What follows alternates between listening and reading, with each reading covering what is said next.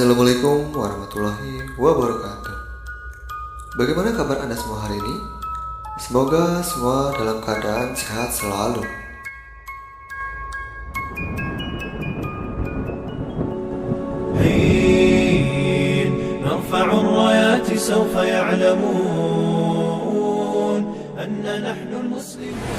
Kita tahu bahwa kemunculan Imam Mahdi dan kemunculan Dajjal itu hampir beriringan. Imam Mahdi dulu, baru kemudian Dajjal. Dan Nabi SAW mengatakan Dajjal tidak mungkin keluar kecuali ala khiffatin minad din wa qillatin minal ilmi. Dajjal tidak mungkin keluar sampai manusia lemah dalam agama dan sedikit pengetahuan tentang Dajjal. Ketika orang sudah tidak berkhutbah lagi menceritakan tentang Dajjal, ketika pengajian-pengajian sudah tidak disinggung lagi tentang bab Dajjal, ketika orang-orang sudah tidak peduli dengan kisah-kisah Dajjal, maka ketika manusia lalai, muncullah makhluk yang jahat ini. Nabi SAW mengatakan Imranu Baitil Maqdis kharabu Yathrib. Apabila pusat kekuatan kaum muslimin sudah dipusatkan di Baitul Maqdis, di Yerusalem, alhamdulillah, kita bersyukur kepada Allah Subhanahu wa taala. Allah telah menggagalkan keinginan barat untuk memindahkan Israel Raya di tengah-tengah kota Yerusalem. Ini sebuah nikmat. Tapi walaupun kemudian terjadi, maka itu adalah alamatul qiyamah. Itulah yang memang akan berlaku di akhir zaman. Berarti kalau ini berlaku, tanda-tanda itu semakin dekat dan dekat. Kata Nabi SAW, apabila seluruh kaum muslimin dari belahan dunia sudah mempusatkan kekuatan mereka di Yerusalem, tepatnya di Baitul Maqdis, kharabu Yathrib, ketika itu kota Yathrib, kota Madinah dan Mekah akan ditinggalkan manusia. Padahal Mekah dan Madinah itu ketika itu dalam posisi sebaik-baiknya ekonomi, tapi akan ditinggalkan dan akan berhijrah ke Baitul Maqdis. Wa kharabu Yathrib khurujul malhamah, dan ketika Yathrib roboh, Madinah roboh, kosong, tidak ada orang karena hijrah semua ke Syam, maka ketika itu muncullah malhamatul kubra, perang besar.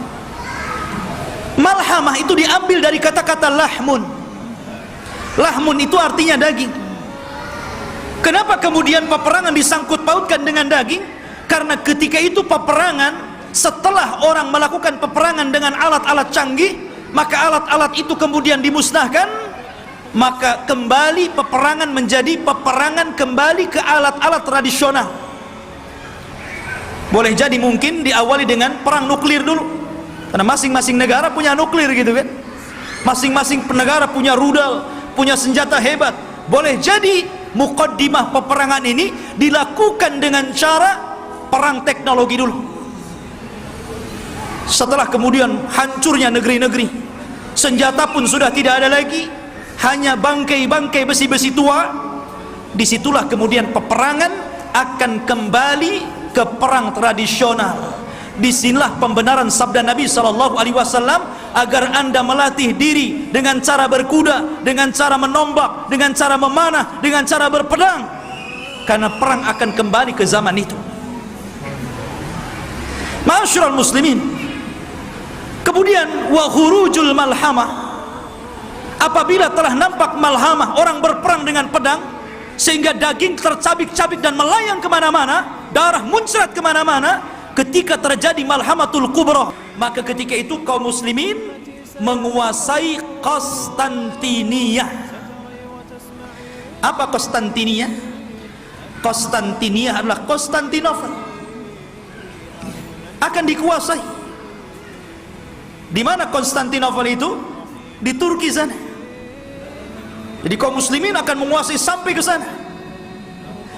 Wa fathul Konstantinia, dan ketika Konstantinia dikuasai kaum muslimin, bangsa Rom sampai ke Italia, sampai ke ibu kota Italia, kaum muslimin sampai ke sana, bergerak sampai ke arah Eropa sana, maka disitulah kata Nabi SAW, wa fathul Qastantiniyah khurujud dajjal.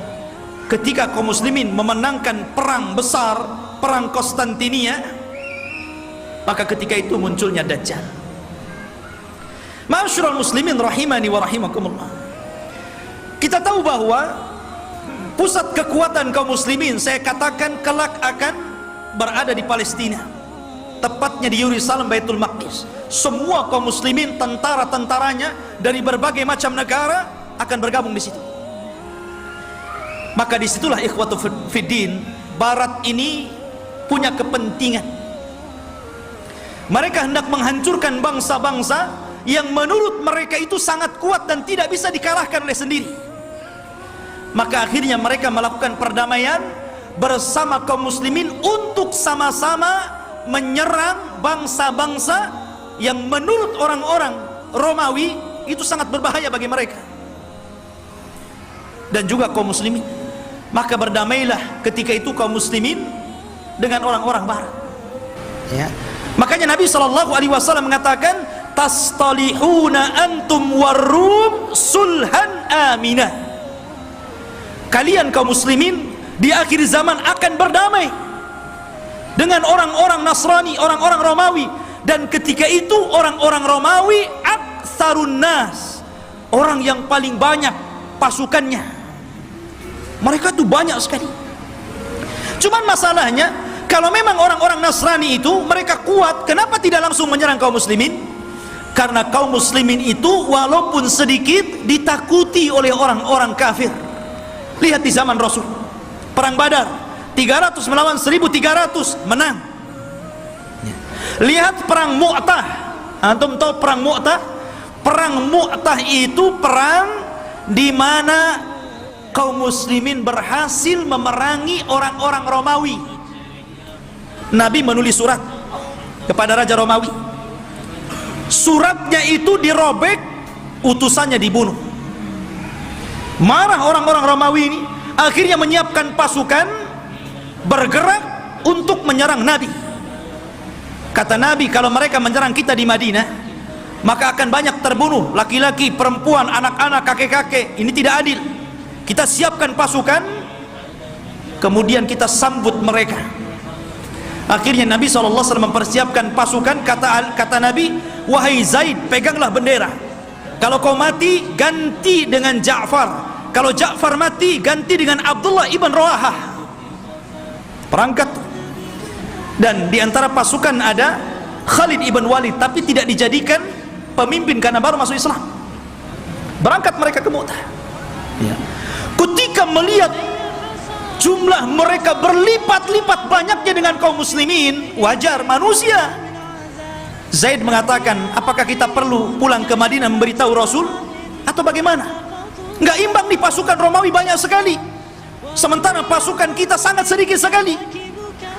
Tetapi karena mereka sudah kadung keluar membawa pasukan besar, sementara pasukan Romawi lebih besar daripada itu, akhirnya Allah takdirkan mereka pun melakukan peperangan. Subhanallah, di awal peperangan Zaid meninggal dunia. Kemudian bendera ditangkap oleh Ja'far. Ja'far meninggal dunia, terputus seluruh anggota badannya, termasuk dua tangannya terputus. Dia pegang bendera, diputus ininya, dipegang kirinya, diputus ininya, dipegang dadanya, dibelah akhirnya. Nabi berada di Madinah, tahu tuh karena wahyu. Kata Nabi, semoga kedua tangan Ja'far digantikan kedua sayap di sorga dan dia bisa terbang sesukanya. Ja'far meninggal dunia, dipegang Abdullah ibn Rawahah.